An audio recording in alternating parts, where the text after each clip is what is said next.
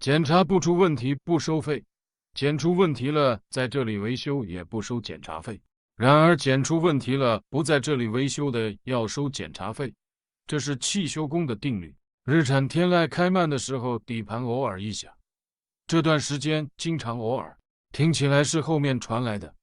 凭感觉的感觉应该是刹车片的问题。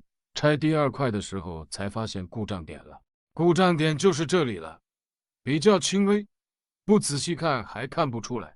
的确检查出问题后，极少选择不维修的。和大哥谈好价格后就开干了。对比一下，左边的是新的，右边的是旧的，旧的已经磨损到底座了，所以开起来有吱吱的响声。粉丝都说了，只要查出故障点了，那后面的操作就是简单的要死了。你看这个底盘结构这么复杂，就知道为什么天籁给网友叫一栋大沙发了。就这样轻轻松松的完成开门第一单。大哥说这回都不用试车了，肉眼都看到配件的确是损坏了，直接非常满意，爽快付了款。不要停下来，接着来车。启辰 D50是来换机油的。你看现在小姐姐手上拿的是收费通知书，农村地方的马路边上停车都要收停车费了，就不知道以后会不会影响生意了。这个情况对于跑平台单的司机可不是那么友好啊，压力更大了。本来想叫小姐姐把空气滤芯都换了，她却说车上有杯奶茶，能不能和我换一个滤芯？去求吧，那吹吹得了。现在大冬天的叫我喝冰奶茶，没点眼力。接着同时来了2辆车，50小货车。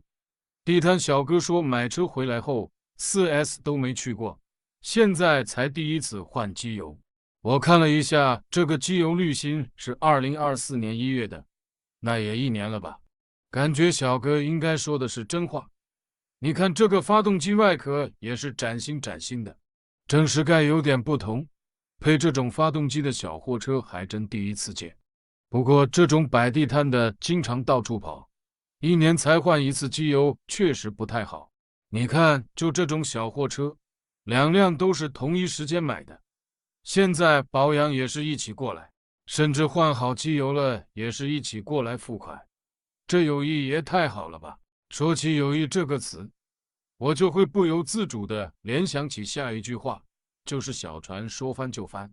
豪华午饭又到，今日菜单也是香煎八浪鱼、瘦肉蒸豆腐、清炒菜心，米饭做底，还配了一碗鸡骨淮山汤。吃完午饭继续打螺丝，接了一单年检不合格的单子，也是50小货车，2轴刹车不合格。走流程，先拆轮毂看看什么情况。看样子这边有点渗油，再看看另一边，这个就严重多了。列个清单：2个刹车分泵，1瓶刹车油，防锈油半支，清洗剂1瓶，公司车详单的写清楚。装好刹车分泵后进行清洗，清洗后吹干，再喷上防锈剂。你看清单上有列的都要严格执行。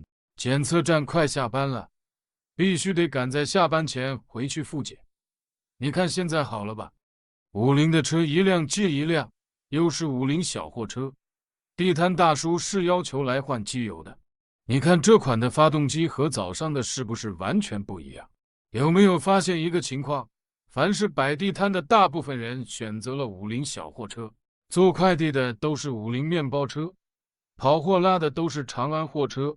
不知道各位朋友，你们那边的情况也是不是这样的？还有一个规律就是快过年的时候做保养的车会多起来了，我一直在准备啊。好，每天见，拜拜。